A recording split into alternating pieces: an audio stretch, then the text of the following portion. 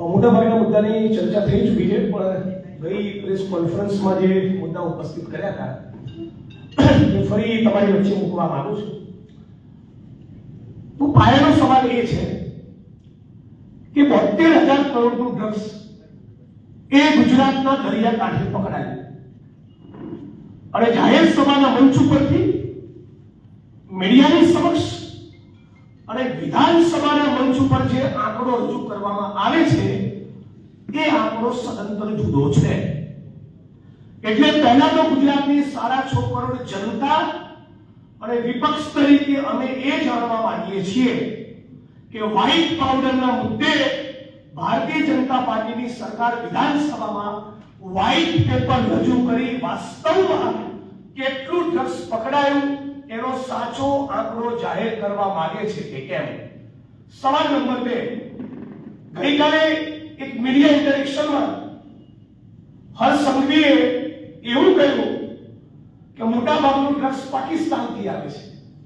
તો સવાલ થઈ રહ્યો છે કે ઓપરેશન સિંદૂર વખતે સીઝ ફાયર કરતી વખતે અને શરત કેમ નહીં મૂકી કે એક પણ આતંકવાદી હિન્દુસ્તાનની સરજમી પર પગ નહીં મૂકે અને એક કડકના જેટલું પણ ભારતમાં કે ગુજરાતમાં ડ્રગ્સ નહીં આવે એવી તમે બાહેધરી આપતા હોય તો જ અમે સીઝ ફાયર કરીશું. સવાલ નંબર 3, કયા એ માણસો છે જે ગુજરાતના દરિયાકાંઠાને સેફ હેવન સમજીને એક આદર્શ પ્લેટફોર્મ સમજીને છેલ્લા 5 વર્ષથી 70-80 હજાર કરોડની કિંમતનું ડ્રગ્સ ઉતારી રહ્યા છે. અને એનાથી મોટો સવાલ કે કયા માણસો છે જે ડ્રગ્સ ખરીદવાના હતા અને એ 72,000-80,000 કરોડનું ડ્રગ્સનો ખરીદનાર કોઈ એક વ્યક્તિ ન હોઈ શકે. તો કયા એ માણસો છે, કયું એ નેક્સસ છે, કયું નેટવર્ક છે, કયા એ માણસોની ટોળકી આખા ગુજરાતના યુવાનોની ધમની અને શીરામાં ડ્રગ્સને ઘુસાડી રહી છે. આના કોઈ જ માફિયા હજી સુધી રાજ્યમાં પકડાયા નથી.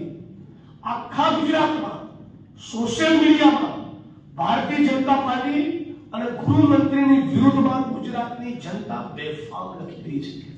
એક પ્રકારનો જુવાળ ફાટ્યો છે છતાં રાજ્યના મુખ્યમંત્રી એક શબ્દ બોલતા નથી.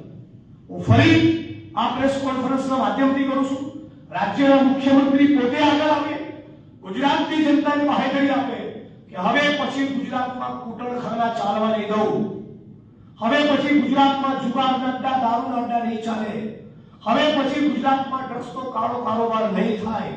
બહુ દુઃખ સાથે કહેવું પડે છે, મુખ્યમંત્રી અને ગૃહમંત્રી પૂર્વે સુરત શહેરના 458 દારૂના અડ્ડાનું લિસ્ટ આપ્યું. ડૂબી મરવું જોઈએ ગુજરાતના ગૃહમંત્રીએ, રાજીનામું આપી દેવું જોઈએ. તમારામાં શરમનો છાંટો હોય તો તમારી